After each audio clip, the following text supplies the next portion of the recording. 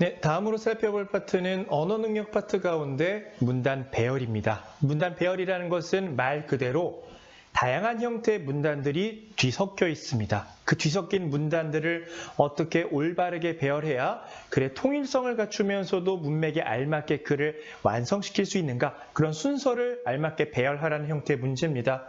문단 배열은 조금 독특하죠. 사실 다른 형태, 내용 이해부터 장문 독해까지는 여러분들이 고등학교 수험을 준비하면서, 특히 수학능력 시험을 준비하면서 한 번쯤은 살펴봤을 내용들입니다. 비문학 독해, 최근에는 독서 파트라고 많이 이야기를 하고 있는데요.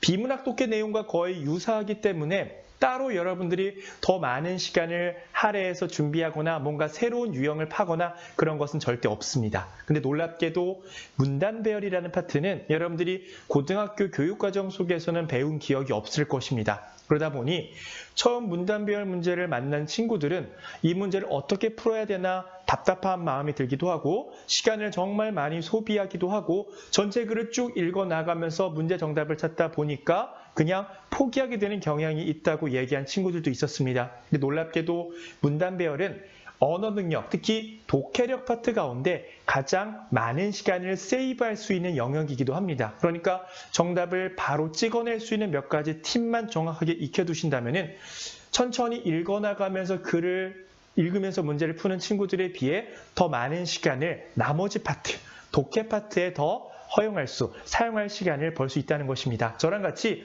문단 배열 몇 가지 키워드를 중심으로 정답을 어떻게 빨리 찾아나갈 수 있을지를 같이 한번 고민해 보도록 하겠습니다. 유형부터 한번 분석을 해보겠습니다. 핵심 예제 1번 문제가 가장 일반적인 문단 배열 문제 유형입니다. 문장이 하나, 둘, 셋, 넷, 4개가 주어졌네요. 실전에서는 5개 혹은 6개가 주어질 수도 있고요. 문장의 길이가 조금 더 짧아질 수도 있고 길어질 수도 있습니다. 하지만 문제를 풀어나가는 원칙은 동일하다는 사실을 꼭 이해하시면 좋겠습니다. 아무튼 그 내용을 설명하기 전에 가나다라 4개 문단이 나와 있고 문맥에 따라 어떤 순서로 배열했을 때 가장 적절하게 배열할 수 있는가를 묻고 있습니다. 자, 살펴보실게요. 그러면은 가나다라가 나와 있고요. 놀랍게도 문장 배열, 문단 배열은 꼭 선택지가 있는, 그러니까 주관식 문제가 아니라 객관식 문제로 항상 출제가 된다는 사실을 알 수가 있습니다. 우리는 이 선택지를 잘 활용해서 시간을 세이브할 수 있다는 겁니다. 어떻게 그렇게 할 수 있는지 한 가지씩 살펴보도록 할게요. 일반적으로 첫 문장이 주어지지 않고 그냥 처음부터 어떤 게 맨 앞에 배열해야 되는지를 찾아야 되는 이런 형태의 문제에서는요, 가장 먼저 첫 문장 혹은 첫 문단이 어떤 것으로 올 때 가장 적절할지를 판단하시면 좋겠습니다. 첫 번째 문단에 절대 올 수 없는 것들이 있습니다. 예를 들면 그러면과 같은 접속어는 절대 처음에 올 수가 없겠죠. 그래서 가로 시작하는 1번은 정답에서 제외가 된다는 겁니다. 그 다음에 또 볼까요? 뇌의 앞쪽과 뒤쪽도 뭐가 다르다. 뭐뭐도 다른데 무엇도 다르다라는 거. 이렇게 시작하게 되면 적절하지 않잖아요. 뭔가 중간에 껴있을 것이라는 점을 생각해 볼 수가 있겠죠. 라로 시작하는 건 역시 적합하지 않습니다. 따라서 정답은 2번 아니면 3번이네요. 뭘로 시작해요? 첫 번째 문장은 나가 된다는 사실을 알 수 있었습니다. 기억해 두시면 좋을 게 첫 번째 문단은요, 조금 보편적인 이야기로 시작을 한다는 점 기억해 보시면 좋아요. 보편적이란 이야기는 뭐냐면요, 만약에 어떤 사람이 한글에 대해서 이야기하고 싶어요. 그럼 첫 번째 문장이 어떤 게 될 확률이 가장 높을까요? 언어 혹은 문자로 시작할 확률이 매우 높습니다. 보편적이면서 스케일이 큰 것부터 시작을 하고 이어서 구체적인 것으로 가는 게 일반적인 문단 배열에서 혹은 문장 배열에서 추구하는 글이라고 보시면 된다는 겁니다. 보편적인 이야기를 먼저 찾아봐야 되겠고요. 지시어라든지 이, 그, 저, 이는, 저는 이런 것들, 그렇죠? 그들은 혹은 접속어, 그리하여, 따라서, 그러므로 이런 거는 문장의 처음에 적합하지 않습니다. 따라서 처음으로 올 것이 무엇인지를 판단해서 몇 가지 선택지를 지어주면 정답을 찾아나갈 확률이 매우 높다는 사실을 알 수가 있겠습니다. 첫 번째 문장은 나가 되니까요. 이어진 문장은 가가 되겠네요. 그러니까 굳이 가고 나 문장을 읽을 필요는 없을 것입니다. 그렇죠? 다하고 라의 순서만 판단하시면 되겠네요. 2번은 다가 라보다 먼저다라는 주장이고요. 3번은 라가 다보다 먼저다라고 주장하고 있습니다. 다가 먼저일지 라가 먼저일지만 판단하시면 되겠네요. 시간을 많이 세이브했죠. 또 다와 라의 순서를 간단하게 한번 판별해 보도록 하겠습니다. 우네가 자네보다 우수한 기능 어쩌고 저쩌고 기능들 나오고 있네요. 라에 봤더니 뇌의 앞쪽과 뒤쪽도 다르다라고 설명하고 있습니다. 첫 번째 문장만 읽어봤을 때 다가 먼저 오는 게 좋을까요? 라가 먼저 오는 게 좋을까요? 상식적으로 다가 먼저 오는 게 좋겠죠. 왜? 야, 우네보다 죄송합니다. 우네가 자네보다 우세한 기능. 우네가 이런 쪽 좋고 좌네가 이런 쪽 좋아. 아, 근데 앞쪽과 뒤쪽도 달라. 이렇게 가는 게 좀 적절하지 않을까요? 좌가 우가 달라. 근데 알고 봤더니 앞쪽과 뒤쪽도 달라라고 설명하고 있으니까. 그러니까 다에서 라로 연결되는 게 가장 적합하다는 사실을 알 수가 있겠습니다. 그래서 다라 순서 정답이 2번이 되는 문제였습니다. 앞으로 문단 배열 문제를 풀 때는요. 글을 천천히 독해하면서 정답을 찾아나겠다. 이런 마음가짐 가지시지 말고요. 몇 가지를 지워나가면서 나머지 여기서는 2번과 3번이겠죠. 특징을 분별하셔서 어떤 것을 조금 더 먼저 와야 되는지, 어떤 것이 나중에 와야 되는지 그런 특징들을 기억하시면 문제를 푸는데 도움이 될 수도 있습니다. 문제 제가 준비하지 않았지만 대표예제 1번도 마찬가지예요. 한 가지 팁을 말씀을 드릴게요. 교재에 나와 있는 대표예제 1번, 교재 28쪽입니다. 저는요. 나하고 다 가운데 어떤 게 먼저 와야 될지는 상식적으로 알 수 있었습니다. 나하고 다만 봤을 때 어떤 문장이 앞에 오는 게 조금 더 유리할까요? 좋을까요? 나에 봤더니 맥과이어 박사는 이라고 설명하고 있어요. 근데 다는 뭐라고 설명하고 있어요? 런던 대학의 엘리노어 맥과이어 박사는 이라고 설명하고 있습니다. 나보다 다에서 조금 더 부연 설명을 많이 하고 있네요. 그냥 맥과이어 박사 얘기했다가 맥과이어 박사가 무슨 대학교 무슨 과 교수야 라고 설명하는 게 맞을까요? 아니면은 무슨 대학교 무슨 과 교수 설명한 다음에 그냥 생략하고 맥과이어 교수는으로 넘어간 게 타당할까요? 당연히 처음에 많은 정보를 주었다가 나중에 생략을 하더라도 어색하지가 않습니다. 근데 그냥 맥과이어 박사 얘기했다가 맞아 이 사람이 뭐였어? 뒤늦게 주는 거 이거는 글의 통일적인 측면을 봤을 때도 어색하잖아요. 그냥 센스 있게 다가 나보다는 조금 더 먼저 오지 않을까 이런 것들을 판단하면서 정답을 지워 나간다면요 정답을 찾아낼 수 있는 확률이 엄청 높습니다. 그리고 속도를 훨씬 빠르게 문제를 풀 수 있으니까요. 그런 방법들을 연구하는 측면에서 문제들을 접근해 보시면 좋겠습니다. 핵심 예제 2번도 같이 보도록 하겠습니다. 이거 문장 배열의 키워드 중에 하나 간단하게만 하나 더 정리해 보도록 할게요. 일반적으로요 글은 통일적인 구조를 갖고 있어야 돼요. 그러니까 어떤 문단의 마지막 내용이랑 그 다음 문장의 첫 문장이랑 거의 유사한 형태로 전개될 가능성이 매우 높다는 것입니다. 이 유사하지 않으면요, 꼭 이 문장이 이렇게 연결되어야 된다라는 보편타당한 법칙을 주장할 수가 없어요. 이게 얘 다음에 무조건 얘고 얘 다음에 무조건 얘다라는 것을 확정시키려면은 연결고리들을 심어놓기 마련입니다. 그러니까 문장이 아무리 길다 하더라도 첫 부분과 뒷부분을 잘 살펴보면은 바로 이어질 문장이 어떤 것이 가장 적합한지 추리해 볼 수 있다는 겁니다. 2번 문제 한번 풀어보도록 할게요. 다음 지문에서 보기의 내용을 삽입하기에 가장 적절한 것을 골라보라 라고 나와 있습니다. 여기는 보기가 나오지 않았네요. 교재 내용 보기 보도록 하겠습니다. 반면 갑상선 호르몬이 너무 적게 분비되면 어떻게 된다. 뭐라고 나와 있어요? 갑상선 호르몬이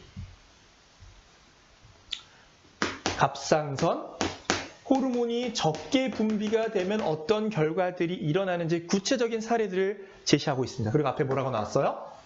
반면이라고 나왔습니다. 반면 적게 분비되면 어떻다? 앞에 무슨 얘기 나와야 될까요? 많이 분비되면은 이렇대. 근데 반면에 적게 분비되면 이렇게 돼. 이게 적절하지 않을까요? 이런 것을 추리해 본다면은 이 문장이 어디 들어가는 게 좋을지가 쉽게 판단해 볼 수 있습니다. 당연히 반면으로 시작하니까 기억엔 절대 들어갈 수가 없습니다. 마지막 볼게요. 심장이 빨리 뛰어 두근거리기도 하고 뭐 하기도 하고 너무 많이 분비되면 이렇게 증세가 나타날 수 있다. 하지만 너무 적게 분비가 되면은 이렇다라고 얘기하면서 이어지는 글을 전개되는 게 가장 적절하겠네요. 정답은 니은 바로 찍어 넘어가시면 되겠죠. 문장을 모두 독해해서 문제를 풀어나가는 것이 아니라 문장의 앞부분과 뒷부분을 근거로 해서 앞문장 혹은 뒷문장이 어떻게 연결된 것인지를 추리해 보실 수 있다는 것입니다. 실전 문제 풀어보면서 이 내용들을 같이 한번 천천히 정리해 보도록 하겠습니다. 먼저 50쪽에 나와 있는 1번 문제부터 한번 보도록 할게요. 자, 다음 가에서 말을 문맥에 맞게 순서대로 배열한 것을 골라보라 라고 알려주고 있습니다. 여기엔 선택지가 나오진 않았지만 교재를 보신다면 교재 나와 있는 선택지를 보면서 저랑 같이 지워나가도록 할게요. 1, 2, 3, 4, 5번이 있으니까 같이 지어나가 보도록 하겠습니다. 선택지를 먼저 봤더니 1번과 2번은 가로 시작을 하고 3번과 4번은 나로 시작을 하고 5번은 다로 시작을 합니다. 안 되는 거 몇 가지 지워보도록 할게요. 그 지역민들은 이라고 나왔네요. 그라는 거 뭔가요? 지시어. 제가 설명드렸죠? 지시어는 문장의 맨 앞에 절대 나올 수 없습니다. 가로 시작을 하는 게 1번과 2번이네요. 과감히 1번과 2번을 지워줄 수 있겠습니다. 그냥 그라는 단어만 보고 정답 확률을 확 높여줄 수 있었습니다. 그러면 나 아니면 다가 되겠죠. 전체적으로 무슨 얘기하고 있나요? 나도 첫 번째 문장으로 가능하고 다도 첫 번째 문장으로 가능해요. 뭐 어떻다 소개하고 있는 것 같고 포스트 모더니즘 논자들 얘기, 한국사 연구 얘기하는 거 나오고 있습니다. 스케일이 큰 게 뭘까요? 전근대 국가를 막 살펴봤더니 어떻다라는 견해를 제시하는 거고요. 구체적으로 포스트 모더니즘 논자들이 그거를 연구했더니 어떻다라는 거 나오고 있습니다. 조금 더 스케일이 크면서 보편적인 게 무엇인지를 판단해 볼 수가 있겠네요. 뭘까요? 나가 되겠죠. 그래서 과감히 5번을 지워줄 수가 있겠습니다. 정답은 3번 아니면 4번이 되겠습니다. 3번과 4번 보도록 할게요. 3번은 나 다음에 가로 연결된다고 하고 있고요. 4번은 나 다음에 마로 연결된다고 했습니다. 그러니까 이어지는 문장이 가일지 마일지 두 개 중에 하나만 골라주면은 정답이 나온다는 얘기입니다. 나의 마지막 부분 보도록 할게요. 적어도 16세기 이후 함경도와 평안도의 넓은 지역 인민들은 정부 구성에서 소외가 되었대요. 소외가 되었다는 내용이 이어서 나와야 돼요. 가보도록 할게요. 그 지역민들, 누구 지역민들이에요? 소외된 지역민들은 급제를 한다 해도 한계가 있었다. 나에서 가로 연결되는 게 아주 자연스럽네요. 나에서 마로 가볼까요? 나에서 마로. 정부에서 이렇게 소외되었어. 그러나 조선시대 국가가 위와 같은 한계를 지니고 있었다고 해서 너무 결론을 쉽게 맺고 있는 것 같겠죠? 나에서 가로 가는 게 좋을까요? 나에서 마로 가는 게 좋을까요? 가로 가는 게 조금 적절하죠? 소외됐어. 이 넓은 지역에 함경도와 평안도의 넓은 지역의 지역민들은 실제로 급제해도 한계가 있었대. 나에서 가가 정답이 적절하겠죠? 정답이 3번. 이렇게 골라주시면 되겠습니다. 긴 문장이에요. 그래도 재미가 없습니다. 이거 다 읽어나가려면요, 시간도 많이 소비가 되고 실제로 글을 다 읽는다 해서 정답을 맞힐 확률을 높일 수 있느냐? 그것도 아닙니다. 판단하셔서 어떤 것이 정답에 가장 근접할지를 찍어내는 과정이 중요하다라고 보시면 되겠습니다. 다음 문제 풀어보겠습니다. 가에서 말을 순서에 맞게 배열한 것을 골라보라 라고 나와 있네요. 이것도 여기에는 선택지가 나오지 않았습니다. 선택지는 교재를 보면서 저랑 같이 정리를 해보도록 하겠습니다. 가로 3개가 시작하고 있고 4번과 5번은 나로 시작을 하고 있네요. 가 아니면 나 두 개 중에 하나가 첫 번째 문장으로 적합하겠습니다. 근데 나에 뭐라고 나왔어요? 이러한이라고 나왔습니다. 따라서 1, 2, 3, 4, 5번 가운데 나부터 시작을 하고 있는 4번과 5번은 절대 정답에서 제외가 된다는 거. 1, 2, 3 가운데 하나를 골라주셔야 되겠죠? 1, 2, 3 모두 가로 시작을 하고 있는데 1번은 가에서 나로, 2번도 가에서 2번은 가에서 다네요. 다로. 3번은 가에서 나로 이어지고 있습니다. 그러니까 다음 문장이 다가 된다면 정답이 2번이 되는 거고요. 나가 된다면 두 개 중에 하나를 골라주셔야 되는 거예요. 판단해 봅시다. 예술이 본격적으로 어쩌고저쩌고 얘기합니다. 예술이 일상의 눈을 돌리게 된 것은 누구를 통한 주문 제작 방식이 무너지고 예술가의 작업이 자율성을 띠게 되면서부터 일상의 눈을 돌리게 되었다라고 나와 있습니다. 나볼게요. 이러한 통속성 때문에, 통속성이란 얘기가 나왔나요? 이게 통속성인가요? 통속성과 관련된 것으로 바로 연결되기는 조금 애매하네요. 다 보도록 할게요. 18세기 말부터 19세기를 거치는 동안 도래했고 일상성이 중요한 문제로 떠올랐다. 뭐라고요? 일상의 눈을 떠올리게 됐다. 가에서 다뤄가는 게 가장 적절하겠네요. 정답은 당연히 2번이 되겠죠. 글을 전체를 읽어보지 않아도 충분히 정답을 유추해 볼 수 있었습니다. 이거는 많은 연습이 필요하니까요. 여러분들이 어떤 문제를 보건 어떻게 정답을 빨리 찾아 나갈 수 있을까 그 점을 생각하면서 문제를 계속 풀어보셔야 됩니다. 글을 달달달달 읽어 나간다고 해서 여러분들의 속도를 높일 수 있는 것도 아니고요. 시간을 너무 많이 소비하게 되니까요. 정답이 이것이 될 수밖에 없는 이유를 계속 분석하면서 찾아보시기를 권해드리는 바입니다. 다음 문제 풀어보도록 할게요. 다른 형태 유형의 문제네요. 이거는 첫 번째 문장이 주어지지 않았습니다. 그 전의 문제. 근데 얘는 첫 번째 문단의 글이 주어졌어요. 이어지는 글을 추리해봐라라는 형태의 문제인데요. 최저임금이라고 하면서 최저임금에 대해 설명하고 있습니다. 거의 대부분의 경우는요. 첫 문장을 잘 읽어보면 정답을 찾아낼 수 있는 경우도 상당히 많아요. 예를 들면은 최저임금은 꾸준히 상승하고 있지만 논란이 많다라는 얘기고요. 우리나라 정부가 언제부터 최저임금법을 시작했다는 얘기고요. 최초의 최저임금 제도는 뉴질랜드부터 시작했다라고 설명하고 있습니다. 상식적으로 나가 먼저일까요? 타가 먼저일까요? 원래 최저임금 제도는 이때 뉴질랜드부터 1800년대부터 시작을 했는데 우리나라는 1900년도에 들어왔대. 근데 최저임금이 계속 이렇게 상승하고 있다. 상승하고 있지만 어떻다. 이런 게 가장 글의 효과로 맞지 않을까요? 그래서 두 개의 문제를 통해서 다가 나보다 무조건 먼저 와야 된다는 사실을 알 수 있고 뒤에 봤더니 최저임금에 대해서 어떻게 되고 있습니까? 상승하고 있다는 얘기가 나왔는데 상승하고 있다는 얘기를 맞받아치고 있죠. 나 다음엔 가로 가는 게 적절하겠네. 다나가 순서가 되는 게 가장 확실하지 않을까? 글을 읽어보진 않았지만 충분히 추리해 볼 수 있었습니다. 한번 글을 꼼꼼히 읽어보시면서 다시 한번 연습해 보시길 바라겠습니다. 실전 문제 한 문제 더 풀어보도록 하시겠습니다. 두 문제 남았었네요. 두통과는 다르게 라고 설명하고 있습니다. 두통과는 다르게 소화가 안 되며 구토감을 느끼기도 한다. 편두통 얘기가 나오고 있네요. 두통과는 다르게 편두통이란 어떤 증상이 있다라고 설명하고 있습니다. 자, 상식적으로 한번 생각해 봅시다. 그러면은 보기 내용 앞에는 뭐가 와야 될까요? 두통 혹은 편두통과 관련된 내용이 와야 되겠죠. 특히 두통의 증상이 나오면 가장 깔끔할 것 같습니다. 찾아보겠습니다. 당연히 뭐뭐와 다르게 라고 기억에 처음에 언급될 수가 없습니다. 볼게요. 흔히 머리가 아프면 두통이라고 생각하는데 편두통은 심한 두통으로 특정 부분뿐 아니라 전체적으로 통증을 느끼게 하면서 일상생활에 지장을 주는 경우가 흔하다. 두통과 편두통에 대해서 설명을 하고 있죠. 그러면서 근데 두통과 다르게 머리의 통증 외에도 편두통이라는 것은 이렇게 많이 발생해. 그래서 그 환자가 이렇게 20%가 느끼기도 한데 이렇게 되는 게 가장 적절하지 않을까요? 보지 않고 정답이 니은이 된다라는 사실까지 알 수가 있었습니다. 문단을 분석하는 것이 아니라 첫 문장과 마지막 문장을 근거로 어떻게 연결되는 게 가장 정답에 근접할 것인지를 판단해 볼 수 있다는 겁니다. 마지막으로 한 문제만 더 풀어보면서 마무리 지어보도록 하시죠. 자, 이 몇 쪽 문제인가요? 57쪽 8번 문제입니다. 보기 내용 보도록 할게요. 하지만 동물 실험을 반대하는 이들은 두 가지 관점에서 비판한다. 하지만 동물 실험을 반대하는 이들의 입장이 언급이 되고 있습니다. 동물 실험을 반대하는 이들의 입장이 나오죠. 앞에는 뭐가 나와야 될까요? 동물 실험을 찬성하는 사람들의 이야기가 나와야 되겠네요. 읽어보겠습니다. 당연히 기억은 들어갈 수가 없겠죠.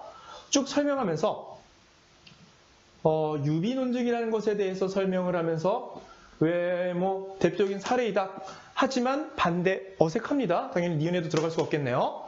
동물 실험의 유효성 주장하는 이들이 인간과 실험 대상인 동물이 유사성을 가지고 있다라는 거. 그래서 동물 실험이 이와 같은 이유로 인간에게 분명하고 중요한 이익이 될 수밖에 없다. 동물 실험에 대해서 긍정적인 얘기를 하고 있네요. 디귿에 들어가는 게 조금은 정답이 될 확률이 높다는 사실을 알 수 있습니다. 근데 이어진 내용 보도록 할게요. 이렇게 도출된 새로운 정보가 진입될 가능성은 유비논증의 개연성이라고 한다. 비교 대상 간의 유사성이 클수록 높아지는데 동물이랑 사람이랑 유사성이 높아지고 있으니까 어떻다는 얘기예요? 좋다란 찬성의 입장을 갖고 있는 것입니다. 그러니까 요 문단과 요 문단은 똑같은 얘기를 하고 있는 거야. 그러니까 중간에 끼어들 수가 없겠죠? 정답은 리을이겠죠. 하지만 얘네들은 찬성을 해. 하지만 반대하는 입장은 이래. 그러면서 첫 번째 입장은 찬성하는 입장이 되겠죠. 두 번째 입장이 첫 번째 입장 얘기 나왔으면 두 번째 입장도 나오겠죠. 두 번째 입장은 뭔가 반대한 입장에 대해서 설명을 하고 있는 것입니다. 그래서 가장 적절한 게 리을이 되지 않을까 판단해 볼 수 있었습니다. 비슷한 얘기를 하고 있습니다. 그럼 이어지는 역접이 되는 문장이 무엇인지를 판단하셔서 글을 읽어보시면 되겠습니다. 마찬가지로 첫 문장을 통해서 이 문장이 어디로 들어가는 게 가장 적합할 수 있는지까지 판단해 볼 수 있었습니다. 지금까지 문장을 배열하는 문단 배열 문제 두 가지 유형의 문제들을 함께 풀어보았습니다. 핵심은 뭘까요? 이론은 이전에 계속 설명을 해드렸습니다. 핵심은 글을 읽는 것이 아니라 정답을 찾아내는 것입니다. 분석을 해서 정답을 빨리 찍어낼 수 있도록 많은 문항들을 보면서 연습을 하는 게 중요하겠네요. 꼭 반드시 복습을 통해서 문항들을 계속 분석하고 자신의 것으로 만들어 보시길 바라겠습니다. 다음 시간에 본격적으로 독해 문제들 풀어보도록 하겠습니다.